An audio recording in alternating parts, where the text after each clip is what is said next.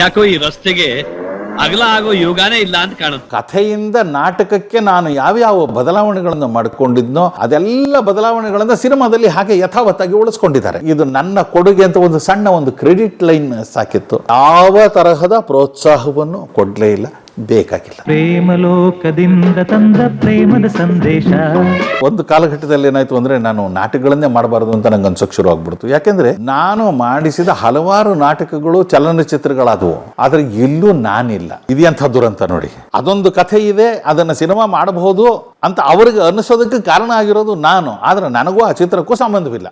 ಒಂದೊಂದಾಗಿ ಹೇಳ್ತೀನಿ. ಸಿಕ್ಕು ನಾಟಕವನ್ನ ಮಾಡಿಸ್ದೆ, ಬಹಳ ಜನಪ್ರಿಯವಾದ ನಾಟಕ ಆಯಿತು. ಅದು ಜಿ ಎಸ್ ಸದಾಶಿವ ಅವರ ಕಥೆ. ಮ್ಯಾಂಚೆಸ್ಟರ್ ವಿಶ್ವ ಕನ್ನಡ ಸಮ್ಮೇಳನದಲ್ಲಿ ಕೂಡ ನಾವು ಅದರ ಪ್ರದರ್ಶನವನ್ನ ಮಾಡಿ ಬಂದ್ವಿ. ನಾಡಿನ ಮೂಲಗಳಲ್ಲಿ ಸಿಕ್ಕು ನಾಟಕವನ್ನ ಪ್ರದರ್ಶನ ಮಾಡಿ ಬಂದಿದ್ದೇವೆ. ಆಮೇಲೆ ಅದು ಸಿನಿಮಾ ಆಯಿತು. ಟಿ ಎನ್ ನರಸಿಂಹನ್ ಅವರು ಅದನ್ನ ನಿರ್ದೇಶನ ಮಾಡಿದ್ರು, ದಂಗೆ ಅನ್ನೋ ಹೆಸರಿನಲ್ಲಿ. ಆದ್ರೆ ಮೂಲ ಕಥೆಯಿಂದ ತುಂಬಾ ಬದಲಾಯಿಸ್ಬಿಟ್ಟಿದ್ರು ಅವರು, ಬಟ್ ಸಿನಿಮಾ ಮಾಡಿಬಿಟ್ರು. ನಾನು ಯಾವುದೇ ಕೆಪಾಸಿಟಿನಲ್ಲೂ ಆ ಸಿನಿಮಾದಲ್ಲಿ ಇರಲಿಲ್ಲ. ಆಯಿತು, ಉದ್ಭವ ಮಾಡಿದೆ. ಉದ್ಭವ ಮಾಡೋವಾಗಲೇ ಅನಂತ್ನಾಗ್ ಅವ್ರಿಗದು ತುಂಬ ಇಷ್ಟ ಆಗಿ ಇದನ್ನು ಸಿನಿಮಾ ಮಾಡೋಣ ಅನ್ನೋ ಅಭಿಲಾಷೆನ ವ್ಯಕ್ತಪಡಿಸಿದ್ರು. ಕಾರಣಾಂತರದಿಂದ ಅವರು ತುಂಬ ಬ್ಯುಸಿ ಆಗಿಬಿಟ್ರು. ನನಗೂ ಆ ಕಡೆ ಗಮನ ಕೊಡೋದಕ್ಕಾಗಲಿಲ್ಲ. ಮೊದಲೆಲ್ಲ ನಮಗೇನಪ್ಪ ಅಂತಂದರೆ ಸಿನಿಮಾ ಅಂತಂದರೆ ಅಯ್ಯೋ ನಮಗೆ ಯಾಕಪ್ಪ ನಾವು ನಾಟಕ ಮಾಡ್ಕೊಂಡಿರೋಣ ಅನ್ನೋವಂಥ ಮನೋಧರ್ಮ. ಆಮೇಲೆ ಕೆಲವಾರು ವರ್ಷದ ನಂತರ ಅದನ್ನು ಮತ್ತೆ ಬೇರೆ ಇನ್ಯಾರೋ ಉದ್ಭವ ಸಿನಿಮಾ ಮಾಡಿದ್ರು. ಸಿನಿಮಾದಲ್ಲಿ ನೋಡಿದ್ರೆ ಕಥೆಯಿಂದ ನಾಟಕಕ್ಕೆ ನಾನು ಯಾವ್ಯಾವ ಬದಲಾವಣೆಗಳನ್ನು ಮಾಡಿಕೊಂಡಿದ್ನೋ ಅದೆಲ್ಲ ಬದಲಾವಣೆಗಳನ್ನ ಸಿನಿಮಾದಲ್ಲಿ ಹಾಗೆ ಯಥಾವತ್ತಾಗಿ ಉಳಿಸ್ಕೊಂಡಿದ್ದಾರೆ. ಈಗ ಕಥೆಯಲ್ಲಿ ಕೆಲವು ಪಾತ್ರಗಳು ಇದ್ವು, ಆ ಪಾತ್ರಗಳು ಯಾಕೋ ಅದು ಇರೋ ರೀತಿಯಲ್ಲಿ ಸೂಕ್ತವಾಗಿಲ್ಲ ಅನಿಸಿ ಆ ಪಾತ್ರಗಳನ್ನೇ ನಾನು ಬದಲಾಯಿಸಿದ್ದೆ, ಅವುಗಳ ಗುಣ ಸ್ವಭಾವಗಳನ್ನು ಬದಲಾಯಿಸಿದ್ದೆ. ರಾಮಾಚಾರಿ ಪಾತ್ರ ಮುಖ್ಯವಾಗಿ. ಎಲ್ಲರೂ ಕರಪ್ಟು, ಎಲ್ಲರೂ ದುಷ್ಟರು, ಎಲ್ಲರೂ ಕೆಡುಕರು ಅಂದುಬಿಟ್ರೆ ಸಂಘರ್ಷಕ್ಕೆ ದಾರಿ ಇಲ್ಲ ಅಲ್ವಾ? ಯಾವಾಗಲೂ ಸಂಘರ್ಷ ಯಾವಾಗ ಆಗುತ್ತೆ? ಒಳಿತು ಕೆಡುಕಿನ ನಡುವೆ ಆಗುತ್ತೆ, ಅಥವಾ ಯಾವುದೇ ದ್ವಂದ್ವ ಇದ್ದಾಗ, ಗೊಂದಲ ಇದ್ದಾಗ ಆಗುತ್ತೆ, ಟು ಆಪೋಸಿಟ್ಸ್ ಇದ್ದಾಗ ಆಗುತ್ತೆ. ಎಲ್ಲರೂ ಕೆಟ್ಟೋರೆ ಅಂತಂದಾಗ ಅದು ಸುಮ್ಮನೆ ನಡ್ಕೊಂಡು ಹೊಟ್ಟೋಗುತ್ತೆ ಅಷ್ಟೇ, ಒಂದು ವ್ಯವಸ್ಥೆ ಅದು. ಹಾಗೆ ಆ ರಾಮಾಚಾರಿ ಪಾತ್ರನೂ ಹಾಗೆ ಇತ್ತು. ಮೂಲದಲ್ಲಿ ನಾನು ಅದನ್ನು ಒಂದು ಒಳ್ಳೆ ಪಾತ್ರವಾಗಿ ಮಾಡಿ, ಆ ರಾಮಾಚಾರಿಗಳು ಕೆತ್ತಿಕೊಟ್ಟ ಶಿಲ್ಪ ಅವರೇ ಇದು ನಾನು ಕೆತ್ತಿದ ಶಿಲ್ಪಪ್ಪ, ಇದು ಉದ್ಭವ ಗಣಪತಿ ಅಲ್ಲ ಅಂದರೂ ಯಾರೂ ನಂಬಲ್ಲ. ಅಂದರೆ ಜನರ ಮೂಢನಂಬಿಕೆ ಯಾವ ರೀತಿಯಲ್ಲಿ ಇರುತ್ತೆ, ಒಬ್ಬ ಸತ್ಯವಂತನ ಮಾತು ಹೇಗೆ ಸುಳ್ಳಾಗುತ್ತಾ ಹೋಗುತ್ತೆ, ಈ ಒಂದು ವಿಚಾರವನ್ನು ನಾನು ಅಲ್ಲಿ ಆ ವ್ಯಂಗ್ಯ, ಆ ವಿಡಂಬನಾತ್ಮಕ ಸನ್ನಿವೇಶ ಅದು. ಸೊ ಅದು ಒರಿಜಿನಲ್ ಕಥೆಯಲ್ಲಿ ಇಲ್ಲ. ಈ ಒರಿಜಿನಲ್ಲಲ್ಲಿ ರಾಮಾಚಾರಿಗಳು ಅವರೂ ಕೂಡ ಇದರಲ್ಲಿ ಶಾಮೀಲಾಗ್ಬಿಡ್ತಾರೆ. ಈ ರಾಘಣ್ಣನ ಸಂಚಿನಲ್ಲಿ ಶಾಮೀಲಾಗ್ಬಿಡ್ತಾರೆ. ಆಯ್ತಪ್ಪ ನೀನೋ ಮಾಡ್ಕೊಳ್ಳಿ ಅಂದ್ಬಿಡ್ತಾರೆ. ಆ ತರಹ ಇದೆ. ಆ ಬದಲಾವಣೆಗಳೆಲ್ಲವೂ ಹಾಗಾಗಿ ಸಿನಿಮಾದಲ್ಲಿ ಇದ್ವು. ಸ್ವಲ್ಪ ನೋವಾಯಿತು. ಇಷ್ಟು ತಗೊಂಡೆಲ್ಲ ಮಾಡಿದಾಗ ನಾಟಕದ ಅಥವಾ ಇದು ನನ್ನ ಕೊಡುಗೆ ಅಂತ ಒಂದು ಸಣ್ಣ ಒಂದು ಕ್ರೆಡಿಟ್ ಲೈನ್ ಸಾಕಿತ್ತು, ಅದು ಕೂಡ ಆಗಲಿಲ್ಲ. ಆಮೇಲೆ ನೀವೇನು ಕೇಳಕ್ಕೆ ಹೋಗ್ತಾ ಇರಲಿಲ್ಲ? ಆ ಸ್ವಭಾವವೇ ಅಲ್ಲ ನಂದು. ಯಾರನ್ನು ಯಾವತ್ತೂ ಯಾವುದನ್ನು ನಾನು ಕೇಳೋದನಲ್ಲ. ನನ್ನ ಹೆಸರು ಹಾಕ್ರಿ, ನಾನು ಮಾಡಿರೋ ಬದಲಾವಣೆ ಇಲ್ಲ ಇಲ್ಲ ಇಲ್ಲ ಇಲ್ಲ ನಾನು ಅದು ನನ್ನ ಸ್ವಭಾವ ಅಲ್ಲ. ಪರಮೇಶ್ವರಿ ಪ್ರೇಮ್ ಪ್ರಸಂಗ, ಅದೇ ಬ್ರಹ್ಮಚಾರಿ ಶರಣದ ನಾಟಕವನ್ನು ಮಾಡಿಸ್ದೆ. ಒಂದ್ಸಲ ಒಬ್ಬರು ಸ್ನೇಹಿತರು ಫೋನ್ ಮಾಡಿ ಇದನ್ನು ಸಿನಿಮಾ ಮಾಡ್ಬೋದಾ, ಬರ್ಕೊಡ್ತೀರಾ? ಯಾರು ಅಂದರೆ ಡಿ ರಾಜೇಂದ್ರ ಬಾಬು.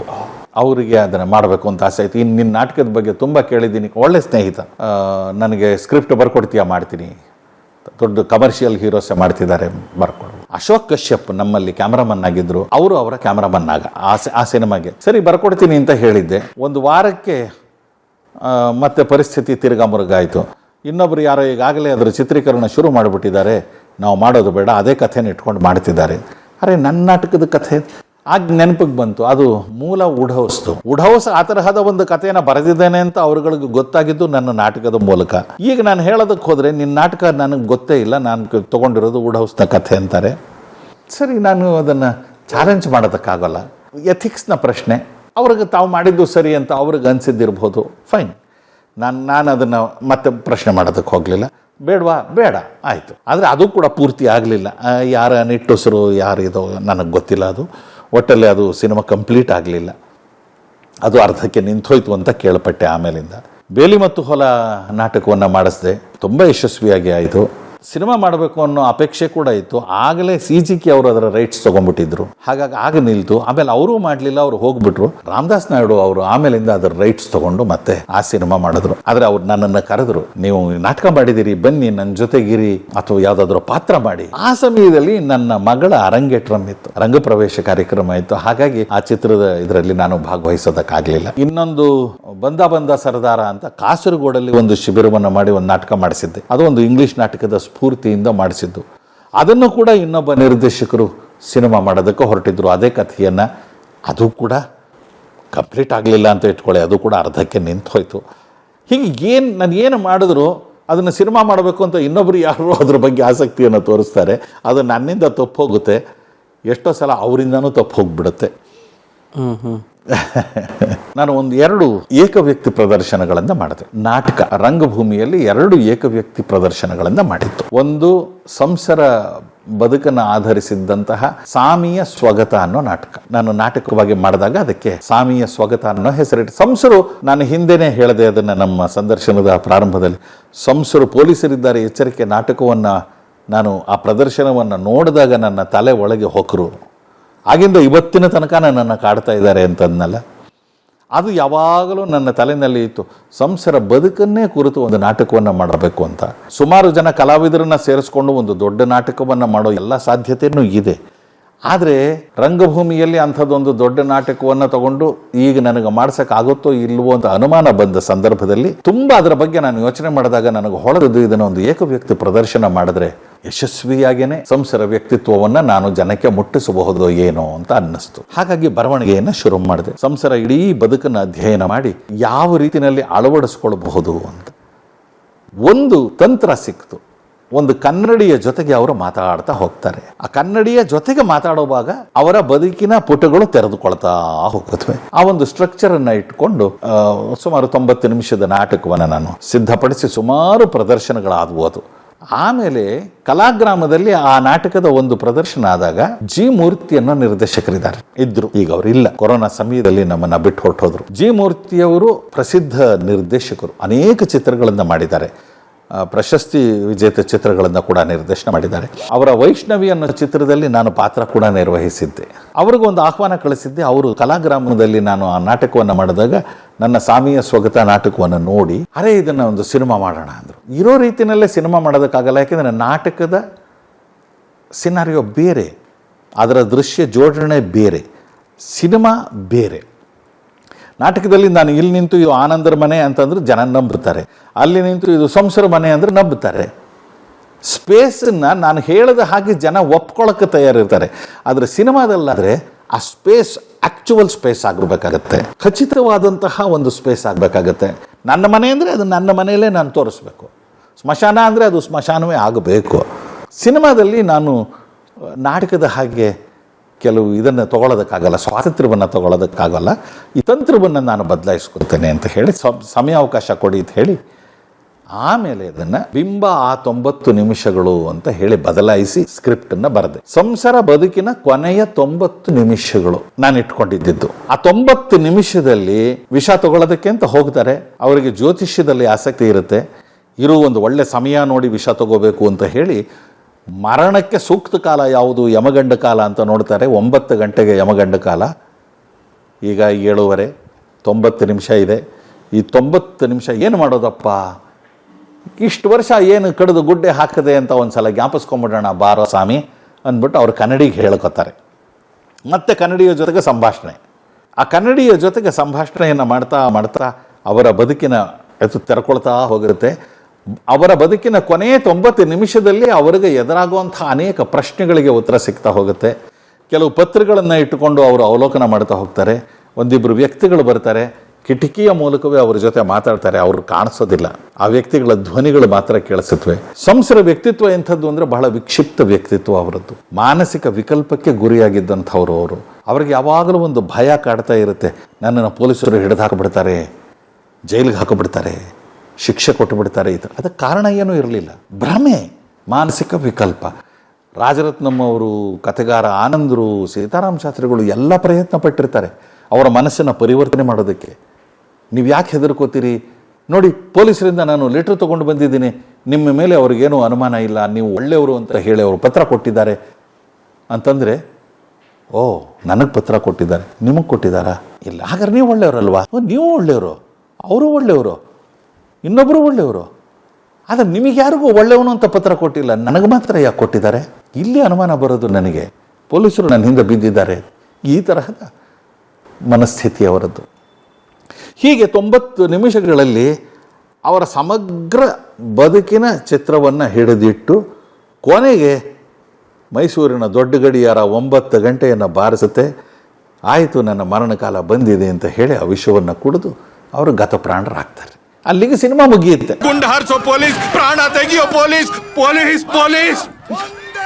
ಹೀಗೊಂದು ತಂತ್ರವನ್ನು ರೂಪಿಸ್ಕೊಂಡು ಇಡೀ ಚಿತ್ರವನ್ನು ಒಂದು ಶಾಟ್ನಲ್ಲಿ ನಾವು ಚಿತ್ರೀಕರಣ ಮಾಡಿದ್ವಿ. 103 ನಿಮಿಷಗಳ ಸಿಂಗಲ್ ಶಾಟ್. ನಾನು ಒಬ್ಬನೇ ನಟ. ಆ ಇಡೀ ಚಿತ್ರ ಅದರ ವೈಶಿಷ್ಟ್ಯ ನಾವು ಹೇಳಬೇಕು ಅಂತಂದರೆ ಸಿಂಗಲ್ ಆ್ಯಕ್ಟರ್, ಸಿಂಗಲ್ ಶಾಟ್, ಮತ್ತು ನಾವು ಬಳಸಿದ್ದು ಒಂದೇ ಒಂದು ವಾದ್ಯ ರೆಕಾರ್ಡಿಂಗಲ್ಲಿ. ಕೊಳಲು ಪ್ರವೀಣ್ ಗೋಡ್ಖಿಂಡಿ ಅವರ ಕೊಳದು. ಕ್ಯಾಮ್ರಾಮನ್ ಆಗಿ ಕೆಲಸ ಮಾಡಿದವರು PKH ದಾಸ್ ಅವರು. ಆದಮೇಲೆ ಒಂದು ಶಾಟ್ನಲ್ಲಿ ಚಿತ್ರೀಕರಣ ಮಾಡಬೇಕು ಅಂತಂದಾಗ ಅದಕ್ಕೆ ಅದರದ್ದೇ ಆದಂತಹ ಕೆಲವು ಇತಿಮಿತಿಗಳು ಇರುತ್ತವೆ. ಒಂದು ಪೂರ್ಣ ಪ್ರಮಾಣದ ಚಿತ್ರವನ್ನು ನೀವು ಆ್ಯಂಗಲ್ಗಳನ್ನು ಚೇಂಜ್ ಮಾಡಿಕೊಂಡು, ರೇಂಜ್ ಚೇಂಜ್ ಮಾಡಿಕೊಂಡು ಮಾಡಿದಾಗ ಎಷ್ಟು ಪರಿಣಾಮವನ್ನು ಬೀರುತ್ತೋ ಹಾಗೆ ಇರೋಲ್ಲ. ಯಾಕೆಂದರೆ ನಟನ ಜೊತೆಗೆ ಕ್ಯಾಮ್ರಾ ಮೂವ್ ಆಗ್ತಾ ಇರಬೇಕಾಗುತ್ತೆ. ಅವುಗಳಲ್ಲಿ ತುಂಬ ಬದಲಾವಣೆಗೆ ಅಲ್ಲಿ ಅವಕಾಶವೂ ಇರೋದಿಲ್ಲ, ಅಷ್ಟು ಸಮಯಾವಕಾಶ ಇರೋದಿಲ್ಲ, ಕಷ್ಟ ಆಗುತ್ತೆ. ಈ ತರಹ ತಾಂತ್ರಿಕವಾಗಿ ಇನ್ನಷ್ಟು ಅದು ಪ್ರಬುದ್ಧತೆಯನ್ನು ಪಡ್ಕೊಳ್ಳೋ ಸಾಧ್ಯತೆ ಇತ್ತು. ನಾವು ಸಿಂಗಲ್ ಶಾಟ್ನಲ್ಲೇ ಮಾಡಬೇಕು ಅಂತ ತೀರ್ಮಾನ ಮಾಡಿದ್ರಿಂದ ನಮ್ಮ ದಾಸ್ ಅವರು ಏನು ಮಾಡಿದ್ರು ಅಂದರೆ ಒಂದು ಸ್ಪೆಷಲ್ ಎಕ್ವಿಪ್ಮೆಂಟ್ ತರಿಸಿದ್ರು ಚೆನ್ನೈಯಿಂದ. ಅದನ್ನು ಅವರು ಹೊಟ್ಟೆಗೆ ಕಟ್ಕೊಂಡು ಬಿಟ್ರು. ಇಡೀ ಚಿತ್ರ ಅಷ್ಟು 1.25 ಗಂಟೆಯ ಕಾಲ ನಾನು ಎಲ್ಲೆಲ್ಲೂ ಹೋದರೆ ಅಲ್ಲಲ್ಲಿ ಅವರು ಓಡಾಡ್ತಾ ಇಡೀ ಚಿತ್ರದ ಶೂಟಿಂಗನ್ನು ಮಾಡಿದ್ರು. ಅದು ಒಂದು ರಾಷ್ಟ್ರ ದಾಖಲೆ, ನ್ಯಾಷನಲ್ ಬುಕ್ ಆಫ್ ರೆಕಾರ್ಡ್ಸ್ ಅಂತ ಅವರು ಅದನ್ನು ಅಂಗೀಕಾರ ಮಾಡಿದ್ದಾರೆ. ಇದು ರಾಷ್ಟ್ರ ದಾಖಲೆ, ಈ ತರಹದ ಪ್ರಯೋಗ ಹಿಂದೆ ಆಗಿಲ್ಲ ಅಂತ. ಆಮೇಲೆ ನಾವು ಗಿನ್ನಿಸ್ಗೆ ಕಳಿಸ್ಬೇಕು ಅಂತ ಪ್ರಯತ್ನ ಪಟ್ವಿ.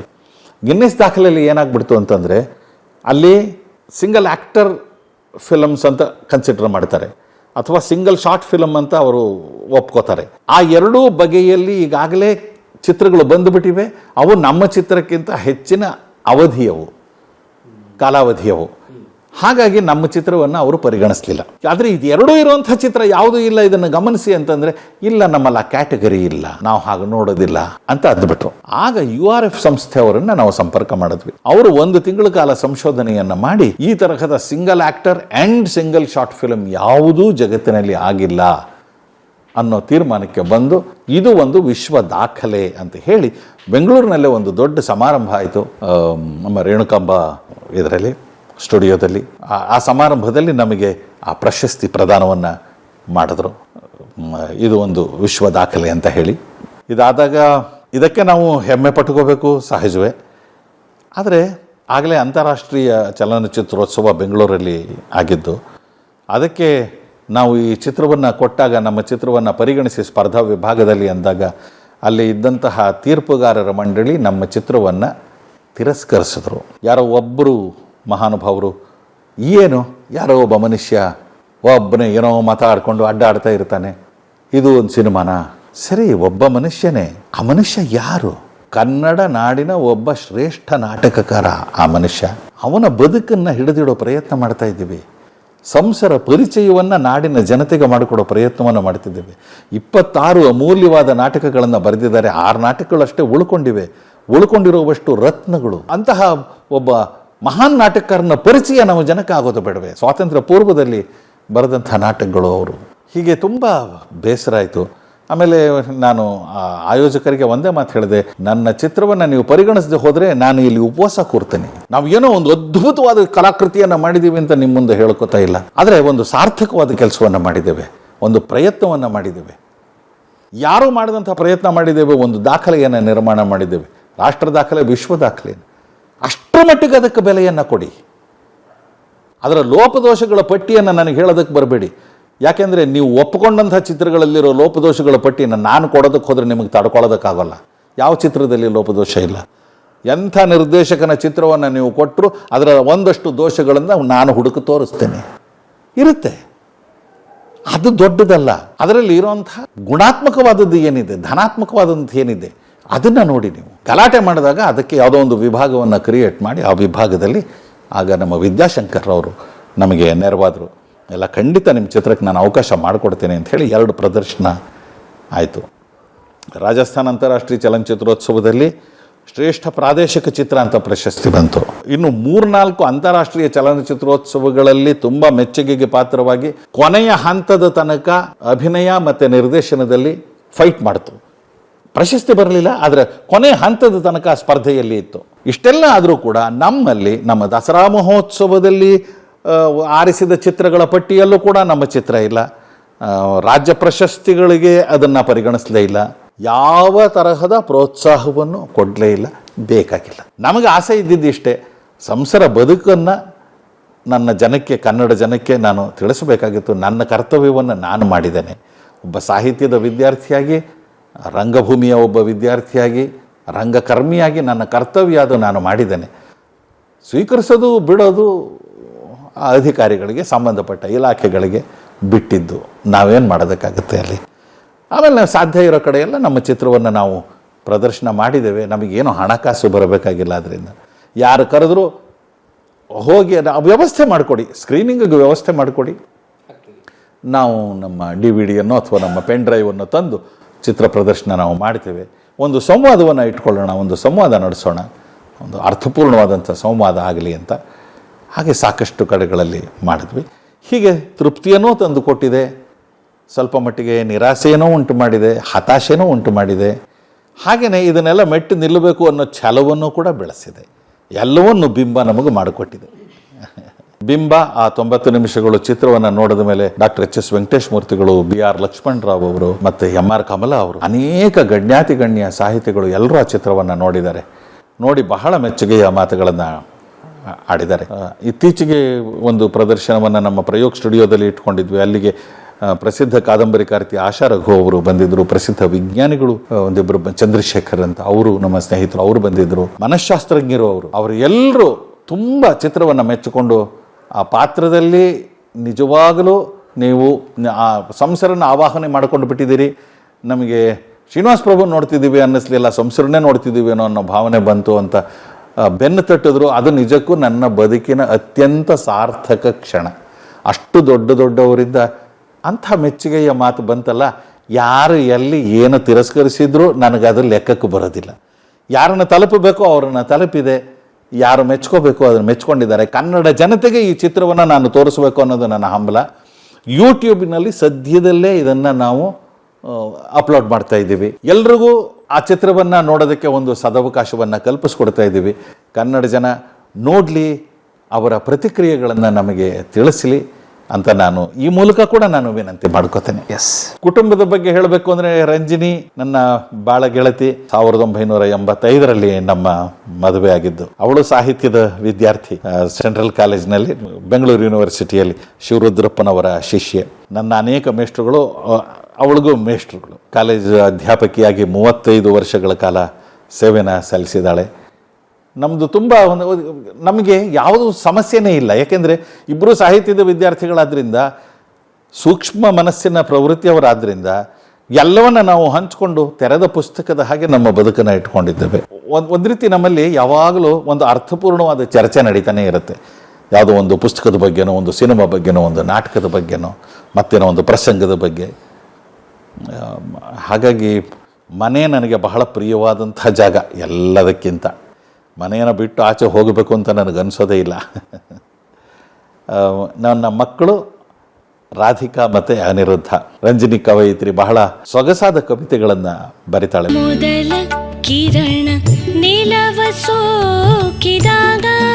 ಪ್ರಾರಂಭದ ದಿಸೆಯಲ್ಲಿ ಸ್ವಲ್ಪ ಹಿಂಜರಿತಿದ್ಲು. ನಾನು ಗಮನಿಸಿದೆ, ಮದುವೆ ಆದ ಹೊಸದರಲ್ಲಿ ಸಣ್ಣ ಪುಟ್ಟ ಮುನಸುಗಳು ನಮ್ಮ ನಡುವೆ, ಎಲ್ಲ ಕುಟುಂಬದಲ್ಲಿ ಇರೋ ಹಾಗೆ ನಾವು ಎಲ್ಲರೂ ಹಾಗೆ ಗಂಡ ಹೆಂಡತಿರು ಅಂತಂದ ಮೇಲೆ ಆ ಮುನಸುಗಳು ಇರಲೇಬೇಕು. ಅದು ಸಂಸಾರದ ಲಕ್ಷಣ ಅದು ಅಲ್ವೇ. ಆ ಸಮಯದಲ್ಲಿ ಕೆಲವು ಸಾಲುಗಳನ್ನು ಬರೆದು ನನಗೆ ಕೊಡೋಳು. ಮಾತಲ್ಲಿ ಹೇಳೋಕ್ಕಾಗದ್ದನ್ನು ಕವಿತೆಯ ರೂಪದಲ್ಲಿ ಕೊಡೋಳು. ನನಗೆ ಬಹಳ ಇಷ್ಟ ಆಗೋದು ಅದು. ಅರೆ, ಎಷ್ಟು ಚಂದ ಬರೆದಿದ್ದಾಳೆ ಇವಳು ಎಷ್ಟು ಸೊಗಸಾಗಿದೆ ಈ ಸಾಲುಗಳು. ಹಾಗೆ ಯಾಕೆ ಗಂಭೀರವಾಗಿ ಪದ್ಯಗಳನ್ನು ಬರೀಬಾರ್ದು? ನಿನ್ನಲ್ಲಿ ಆ ಪ್ರತಿಭೆ ಇದೆ, ಆ ಕೌಶಲ್ಯ ಇದೆ. ಆದರೂ ಬಹಳ ತಡವಾಗಿಯೇ ಕವಿತೆಗಳನ್ನು ಬರೆಯೋದಕ್ಕೆ ಅವಳು ಶುರು ಮಾಡಿದ್ದು ಅಂತ ಹೇಳಬೇಕು. ಮಧುರ ಗಜಲುಗಳ ಪ್ರೀತಿಸುವ ಚದುರ ಶುರು ಮಾಡಿದ ಮೇಲೆ ಈಗ ನಿಲ್ಲಿಸಿಲ್ಲ. 3 ಕವನ ಸಂಕಲನಗಳು ಹೊರಗೆ ಬಂದಿವೆ. ಭರಣಿ ಮಳೆ, ಬಾನಜಗಲಿ ಮತ್ತು ಇತ್ತೀಚೆಗೆ ನಮ್ಮ GN ಮೋಹನ್ ಅವರು ಬಹುರೂಪಿಯಿಂದ ಪ್ರಕಟಿಸಿದಂಥ ವೈಶಾಖದ ಹನಿಗಳು 3 ಕವನ ಸಂಕಲನಗಳು ಬಂದಿವೆ. ಆಮೇಲೆ ನಮಗೆ ಸಂಗೀತದಲ್ಲಿ ಕೂಡ ತುಂಬ ಆಸಕ್ತಿ ನಮ್ಮ ಇಬ್ರಿಗೂ. ನಾನು ಇನ್ನೊಂದು ಏಕವ್ಯಕ್ತಿ ಪ್ರದರ್ಶನ ಅಂತ ಅಂದಲ್ಲ, ಅದು ಶ್ಯಾಮಲಾ ಭಾವೆ ಅವರ ತಂದೆ ಗೋವಿಂದ ವಿಠಲ ಭಾವೆ ಅವರನ್ನು ಗುರಿತಾದ್ದು. ಒಂದು ಸಲ ಶ್ಯಾಮಲಾ ಭಾವೆ ಅವರ ಯಾವುದೋ ಒಂದು ಕಾರ್ಯಕ್ರಮನ ಮಾಡಿಕೊಡಬೇಕು ಅಂತ ಅವರನ್ನು ಭೇಟಿಯಾದಾಗ ಅವ್ರ ಹತ್ರ ಸಂಗೀತಕ್ಕೆ ಹೋಗಬೇಕು ಅಂತ ಆಸೆಯಾಗಿ ರಂಜಿನಿನ ಕೇಳಿದೆ. ಅಕ್ಕ ಹೀಗೆ ಒಪ್ಕೊಂಡಿದ್ದಾರೆ ಶ್ಯಾಮಲಕ್ಕ, ಪಾಠಕ್ಕೆ ಬರ್ತೀವಿ ಎಂದಿದ್ದಕ್ಕೆ ಹೋಗೋಣವಾ. ಸಂತೋಷವಾಗಿ ಇಬ್ಬರು ಅವ್ರ ಹತ್ರ ಸ್ವಲ್ಪ ಕಾಲ ಸಂಗೀತವನ್ನು ಕಲಿತ್ವಿ. ತುಂಬ ಪ್ರೀತಿಯಿಂದ ನಮಗೆ ಹಿಂದೂಸ್ತಾನಿ ಸಂಗೀತವನ್ನು ಪಾಠ ಮಾಡ್ತಾಯಿದ್ರು ಶ್ಯಾಮಲಕ್ಕ. ಆ ಸಂದರ್ಭದಲ್ಲೇ ಅವರ ತಂದೆಯ ಬಗ್ಗೆ ಒಂದು ಏಕವ್ಯಕ್ತಿ ಪ್ರದರ್ಶನ ಮಾಡೋಕ್ಕಾಗತ್ತಾ ಅಂತ ಕೇಳಿ ಗೋವಿಂದ ವಿಠಲ ಭಾವೆ ಅವರ ಬಗ್ಗೆ ಒಂದು ಏಕವ್ಯಕ್ತಿ ಪ್ರದರ್ಶನ ಮಾಡಿದ್ದೆ. ಬೆಂಗಳೂರಿನಲ್ಲಿ ಹಿಂದೂಸ್ತಾನಿ ಸಂಗೀತ ನೆಲೆಯೂರೋದಕ್ಕೆ ಕಾರಣಕರ್ತರಾದವರಲ್ಲಿ ಅವರು ಒಬ್ಬರು, ಗೋವಿಂದ ಭಾವೆ ಅವರು. ಉಪಾಸನಾ ಮೋಹನ್ ಅವರು ರಂಜನಿಯ ಸುಮಾರು 60 ಭಾವಗೀತೆಗಳಿಗೆ ಸಂಗೀತ ಸಂಯೋಜನೆ ಮಾಡಿದ್ದಾರೆ. ಅವೆಲ್ಲವೂ ಕೂಡ ಯೂಟ್ಯೂಬ್ನಲ್ಲಿ ಲಭ್ಯ ಇವೆ. 5 ಧ್ವನಿ ಸಾಂದ್ರಿಕೆಗಳು ಬಿಡುಗಡೆ ಆಗಿವೆ. ಮನ ಇರಿವ ಚಿಂತೆಗಳು. ಮೊದಲನೇದು ಭಾವರಂಜನಿ. ಆ ಭಾವರಂಜನಿಯ ಮೊದಲ ಮಾತುಗಳಲ್ಲಿ ವೆಂಕಟೇಶ್ ಮೂರ್ತಿ ಅವರು ಮಾತಾಡಿದ್ದಾರೆ, ತುಂಬ ಪ್ರೀತಿಯಿಂದ ಮಾತಾಡಿದ್ದಾರೆ. ಆಮೇಲೆ ಅಗೋಚರ ಅನ್ನೋ ಧ್ವನಿ ಸಾಂದ್ರಿಕೆ ಬಂತು. ಆಮೇಲೆ ಬಂದದ್ದು ಭರಣಿ ಮಳೆ, ಆಮೇಲೆ ಬಂದದ್ದು ಮೇಘ ವಿನ್ಯಾಸ, ಕೊನೆಯದು ಬಣ್ಣದ ಒಕ್ಕುಳಿ. ಈ 5 ಧ್ವನಿ ಸಾಂದ್ರಿಕೆಗಳು ಇವೆ. ಅವು ಅಷ್ಟೂ ಕೂಡ ಯೂಟ್ಯೂಬ್ನಲ್ಲಿ ಲಭ್ಯ ಇದೆ. ನಾಡಿನ ಖ್ಯಾತ ಗಾಯಕಿಯರು ಎಲ್ಲರೂ ಕೂಡ ಆ ಹಾಡುಗಳನ್ನು ಹಾಡಿದ್ದಾರೆ. MD ಪಲ್ಲವಿ ಅವರು, ರತ್ನಮಾಲಾ ಪ್ರಕಾಶ್ ಅವರು, ಪಂಚಮ್ ಹಳಬಂಡಿ, ಮೇಘನಾ ಭಟ್, ವರ್ಷಾ ಸುರೇಶ್, ಚಿನ್ಮಯಿ ಚಂದ್ರಶೇಖರ್ ಇಂತಹ ಬಹಳ ದೊಡ್ಡ ಕಲಾವಿದರು ಹಾಡುಗಳನ್ನೆಲ್ಲ ಹಾಡಿದ್ದಾರೆ. ಇದು ಒಂದು ಹಂತ. ಮುನಿಯ ಬೇಡವೇ ಗೆಳತಿ, ನನ್ನ ಪ್ರೀತಿ ಬೇರೆ ರೀತಿ. ಮಗಳು ರಾಧಿಕಾ ಮೊದಲಿಂದ ಅವಳಿಗೆ ಭರತನಾಟ್ಯದಲ್ಲಿ ಆಸಕ್ತಿ. ಹಾಗೆ ಅದನ್ನ ಬೆಳೆಸ್ಕೊಂಡು ಬಂದು ವಿದುಷಿ ಆದ್ಲು, ವಿದುಷಿ ರಾಧಿಕಾ ಪ್ರಭು. ಆನಂತರ ಅವಳಿಗೆ ಚಿತ್ರಕಲೆಯಲ್ಲಿ ಕೂಡ ಆಸಕ್ತಿ ಇತ್ತು. ಇಲ್ಲಿ ಚಿತ್ರಕಲಾ ಪರಿಷತ್ನಲ್ಲಿ ಪೇಂಟಿಂಗ್ ತರಬೇತಿಯನ್ನು ಪಡೆದುಕೊಂಡು ಗ್ರ್ಯಾಜುಯೇಷನ್ ಮಾಡಿಕೊಂಡು ಲಂಡನ್ನಿನ ಚೆಲ್ಸಿ ಯೂನಿವರ್ಸಿಟಿಯಲ್ಲಿ ಮಾಸ್ಟರ್ಸ್ ಡಿಗ್ರಿ ಪಡೆದುಕೊಂಡ್ಳು. ಆಮೇಲೆ ಅದೇನೋ ಲಂಡನ್ ನಗರದ ಬಗ್ಗೆ ಆಕೆಗೆ ವಿಪರೀತ ಮೋಹ. ಅವಳಿಗೆ ಇಲ್ಲಿ ನೆಲೆಸಬೇಕು ಅನ್ನೋದೊಂದು ಆಸೆ. ಇಲ್ಲಿ ಸುಮಾರು ಕಾರ್ಯಕ್ರಮಗಳನ್ನು ಕೊಟ್ಟಿದ್ದಾಳೆ, ಭರತನಾಟ್ಯ ಕಾರ್ಯಕ್ರಮಗಳನ್ನು ಕೊಟ್ಟಿದ್ದಾಳೆ. ಕಿರಣ್ ಸುಬ್ರಹ್ಮಣ್ಯಂ ಅವರ ಹತ್ರನೂ ಭರತನಾಟ್ಯವನ್ನು ಕಲಿತು. ಪ್ರಾರಂಭದ ಗುರು ಶುಭಾ ಧನಂಜಯ್ ಅವರು, ರಂಗಪ್ರವೇಶ. ಆನಂತರ ಅನೇಕ ಕಾರ್ಯಕ್ರಮಗಳನ್ನು ಅವಳೇ ವಿನ್ಯಾಸಗೊಳಿಸಿ ಅಧರಂ ಮಧುರಂ ಅಂತ ಒಂದು ಆದ್ಯ, ಆ ಕಾರ್ಯಕ್ರಮಗಳನ್ನು ಅವಳೇ ರೂಪಿಸಿ ಪ್ರಸ್ತುತಪಡಿಸಿದ್ದಾಳೆ. ಈಗ ಲಂಡನ್ನಲ್ಲೇ ನೆಲೆಯಾಗಿದ್ದಾಳೆ, ಭಾರತೀಯ ವಿದ್ಯಾಭವನದಲ್ಲಿ ಕೆಲಸ ಮಾಡ್ತಾ ಇದ್ದಾಳೆ. ಮನೆಯಲ್ಲಿ ಇರುವಂತಹ ಈ ಸುಮಾರು ಪೇಂಟಿಂಗ್ಗಳು ಅವಳೇ ಮಾಡಿರುವಂಥದ್ದು. ಒಂದು ಕಡೆ ಚಿತ್ರಕಲೆ, ಒಂದು ಕಡೆ ಭರತನಾಟ್ಯ, ಮತ್ತೊಂದು ಕಡೆ ಇಂಗ್ಲಿಷಲ್ಲಿ ಅದ್ಭುತವಾಗಿ ಬರೀತಾಳೆ ಕವಿತೆಗಳನ್ನು. ಅವಳ 2 ಕವನ ಸಂಕಲನಗಳು ಪ್ರಕಟ ಆಗಿವೆ. ಮಗ ಅನಿರುದ್ಧ, ವಿಜಯಕೃಷ್ಣ ಶ್ರೀನಿವಾಸ ಅನಿರುದ್ಧ, ಅವನು ಓದಿದ್ದು ಮೆಕ್ಯಾನಿಕಲ್ ಇಂಜಿನಿಯರಿಂಗ್, ಆದರೆ ಅವನ ಆಸಕ್ತಿಯ ಕ್ಷೇತ್ರ ಸಂಗೀತ. ನಾವು ನಮ್ಮ ಮನೆಯಲ್ಲಿ ಎಲ್ಲರೂ ಕಲೆಯ ಕ್ಷೇತ್ರದಲ್ಲಿದ್ದೀವಿ, ಇವನೊಬ್ಬ ಸ್ವಲ್ಪ ಬೇರೆಯಾಗಿದ್ದಾನೆ, ಇಂಜಿನಿಯರಿಂಗ್ ಮುಗಿಸಿ ಇವನು ತಾಂತ್ರಿಕ ಕ್ಷೇತ್ರದಲ್ಲಿ ಮುಂದುವರಿತಾನೆ ಅಂತ ಹೇಳಿ ನಮ್ಮ ಭಾವನವರ ಮಾರ್ಗದರ್ಶನಕ್ಕೆ ಬಂದು ಅವನು ಬಹುಶಃ ಇಂಡಿಯನ್ ಇನ್ಸ್ಟಿಟ್ಯೂಟ್ ಆಫ್ ಸೈನ್ಸ್ಗೆ ಬರ್ತಾನೆ ಅಂತೆಲ್ಲ ನಾವು ಕನಸುಗಳನ್ನು ಕಟ್ಕೊಂಡಿದ್ವಿ. ಆದರೆ ಅವನು ಇಲ್ಲ, ನನಗೆ ಸ್ವಲ್ಪ ಸಮಯ ಕೊಡಿ, ನಾನು ಸಂಗೀತದಲ್ಲಿ ಮುಂದುವರಿತೇನೆ ಅಂತ. ಆಯಿತು, ಮಕ್ಕಳಿಗೆ ಏನು ಆಸೆಯೋ, ಯಾವುದರಲ್ಲಿ ಆಸಕ್ತಿ ಇದೆಯೋ ಅದನ್ನು ಮುಂದುವರಿಸಬೇಕು ಅನ್ನೋದು ನಮ್ಮ ಅಪೇಕ್ಷೆ ಕೂಡ. ಪಾಶ್ಚಾತ್ಯ ಸಂಗೀತದಲ್ಲಿ ಅವನಿಗೆ ವಿಪರೀತ ಆಸಕ್ತಿ. ಅವನೇ ಹಾಡುಗಳನ್ನು ಬರೀತಾನೆ, ಅವನೇ ರಾಗ ಸಂಯೋಜನೆ ಮಾಡ್ತಾನೆ, ಹಾಡ್ತಾನೆ, ಗಿಟಾರ್ ಕಲ್ತಿದ್ದಾನೆ. ಈಗ ಅವರದ್ದೇ ಒಂದು ಮ್ಯೂಸಿಕ್ ಶಾಲೆಯನ್ನು ನಡೆಸ್ತಾ ಇದ್ದಾರೆ. ಅವನ ಸ್ನೇಹಿತ ಇಬ್ಬರು ಸೇರಿಕೊಂಡು 100ಕ್ಕೂ ಹೆಚ್ಚು ಜನ ವಿದ್ಯಾರ್ಥಿಗಳು ಅಲ್ಲಿ ಕಲಿತಾ ಇದ್ದಾರೆ. ಬಿಡುವಿಲ್ಲದ ಹಾಗೆ ಸಂಗೀತದ ಕೆಲಸದಲ್ಲಿ ಅವನು ತೊಡಗಿಕೊಂಡಿದ್ದಾನೆ ಅನಿರುದ್ಧ. ಈಗ ಬೆಂಗಳೂರಿನ ಒಬ್ಬ ಪ್ರಸಿದ್ಧ DJ ಅಂತ ಕೂಡ ಹೇಳಬಹುದು ನಾವು. ಅಂದ್ರೆ ತುಂಬಾ ಪ್ರಸಿದ್ಧರಾಗಿರೋ ಒಂದು 30 ಜನದ ಪಟ್ಟಿಯನ್ನ ನೀವು ಮಾಡೋದಾದ್ರೆ DJಗಳಲ್ಲಿ ಅನಿರುದ್ಧನೂ ಒಬ್ಬ ಇರ್ತಾನೆ ಅದರಲ್ಲಿ. ಅಷ್ಟು ಅವನು ಅದರಲ್ಲಿ ತೊಡಗಿಕೊಂಡು ಕೆಲಸ ಮಾಡ್ತಾ ಇದ್ದಾನೆ. ಅವನದು ಅಷ್ಟೇ ಒಂದು ಏಕನಿಷ್ಠೆ, ಸೊಸೆ ಕಾಮ್ಯ, ಬಾಂಬೆಯಲ್ಲಿ ಬೆಳೆದ ಹುಡುಗಿ, ತೆಲುಗು ಮಾತೃಭಾಷೆ. ಈಗಾಗಲೇ ನಮ್ಮ ಮನೆಗೆ ಬಂದ ಮೇಲೆ ಕನ್ನಡವನ್ನ ಮಾತಾಡೋದಕ್ಕೆ ಕಲ್ತಿದ್ದಾಳೆ, 8 ಭಾಷೆಗಳನ್ನ ಮಾತಾಡ್ತಾಳೆ. ಸಂಗೀತದಲ್ಲಿ ಅವಳಿಗೂ ಆಸಕ್ತಿ. ಆಮೇಲೆ ಅವಳು ಡಿಸೈನಿಂಗ್ ಅಲ್ಲಿ ಮಾಸ್ಟರ್ಸ್ ಡಿಗ್ರಿ ಮಾಡ್ಕೊಂಡು ಬಂದಿದ್ದಾಳೆ ಅಹಮದಾಬಾದಿಂದ. ಈಗ TCS ಅಲ್ಲಿ ಕೆಲಸ ಮಾಡ್ತಾ ಇದ್ದಾಳೆ. ಸದ್ಯದ ನಮ್ಮ ಕುಟುಂಬ ಇದು.